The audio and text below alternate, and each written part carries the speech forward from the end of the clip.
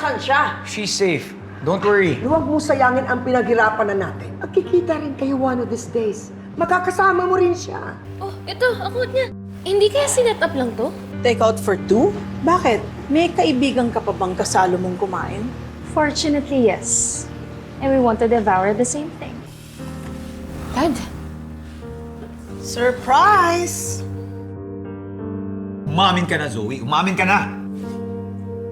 Gusto kong mawala si Lynette para saktan ko si Annalyn. If you were in my position, with all the hurt that I've been through, alam ko gagawin niyo rin yung ginawa ko sa kanya. You are a devil! Just like that woman over there! excuse me, baka nakakalimutan mo, inabandona mo ko. Hindi ko alam kung anong pwede kong gawin kay Zoe kapag nakita ko siya. Alam mo, Nay, kung ano pong gusto mo gawin kay Zoe, hahayaan na po kita. Nawala niya yung mga taong tunay na nagmamahal sa akin. Wala na rin akong pakialam sa buhay ko. In that case, you have no right to be a doctor.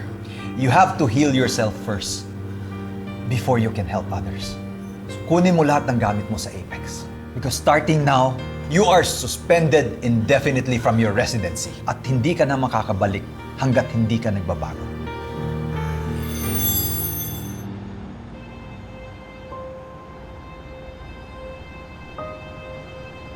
I need to know where my daughter is. Akala ko ba, kakampi yung Justin?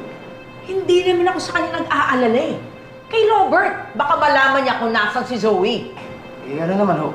Susugurin niya yon. I'm sure galit na galit pa rin si Robert dahil sa ginawa ni Zoe kay Lynette. Sinuspend na nila si Zoe. What else can they do? Alangan namang itakwil pa ni RJ ang sarili niyang anak. Kaya huwag kang mag-alala. We've got Zoe's back. Sa bagay, dapat mas mag-alala pa ako kay Zoe. Dahil hindi na kontrolado yung mga emosyon niya eh. Pero sana lang, mas malala pa ang gagawin niya sa Lynette na yon. Hindi lang susunugin, i-barbecue niya sana yung mag-inang Lynette at Annalyn.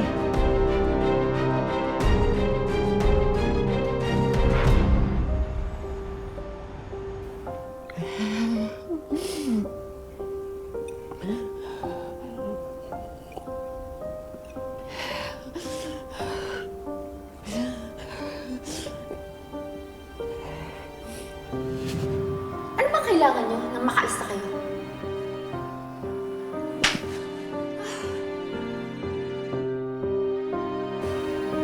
What the hell is wrong with you? You have no right to be a doctor. What? Sa kondisyon mo ngayon, hindi ka makakatulong sa iba. You have to heal yourself first before you can help others. Kunin mo lahat ng gamit mo sa Apex. Because starting now, you are suspended indefinitely from your residency at hindi ka na makakabalik hanggat hindi ka nagbabago. Ayaw niyo sa akin? Mas ayaw ko sa inyo.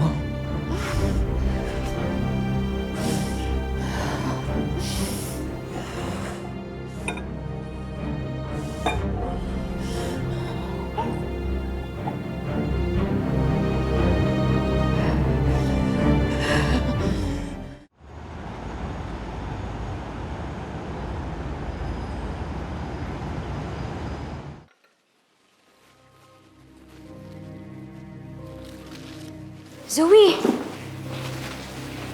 Zoe! Anong ginagawa mo dito? Bakit? Bawal na akong magpunta dito? Dahil suspended ako? Zoe, hindi naman. Pero tamang-tama may babalita ako sa'yo. Alam mo ba, yung tita mo... Joy, pwede ba? Sa ibang araw na yung chismis mo, wala kang oras para dyan. Kukunin ko na yung gamit ko. Para makaalis na ako dito sa buwisit na Apex na to.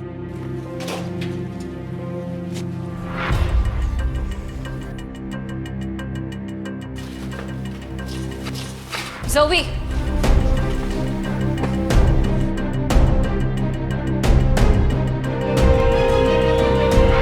Ano ba, Annalyn? Mag-disappear ka na lang at wala akong oras sa pagdadrama mo dyan. Ibang araw ko na lang kunin yung gamit ko. Buwisit.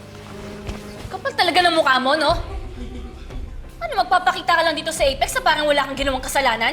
Wala ka man lang konsensya? Pagkatapos ng ginawa mo sa nanay ko, maglalakad-lakad ka lang dito? Alam mo, Annalyn, hindi ko pinagsisisihan yung ginawa ko.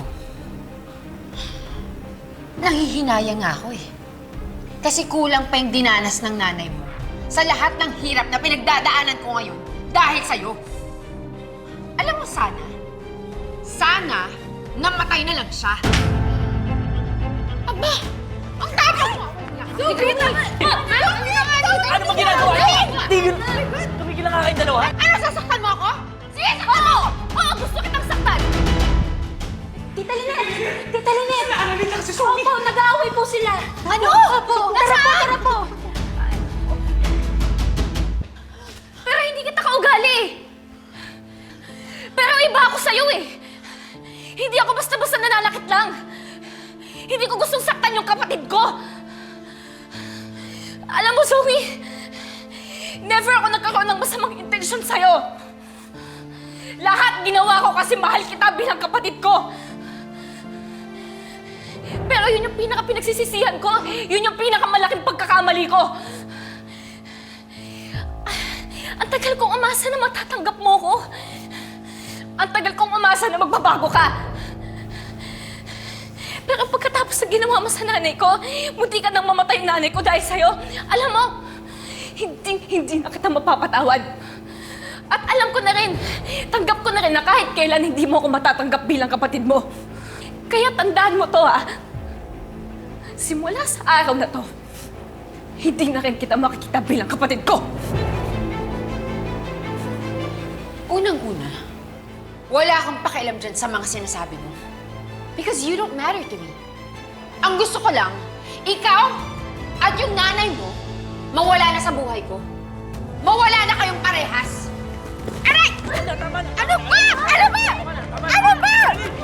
Ano ba? Annalyn!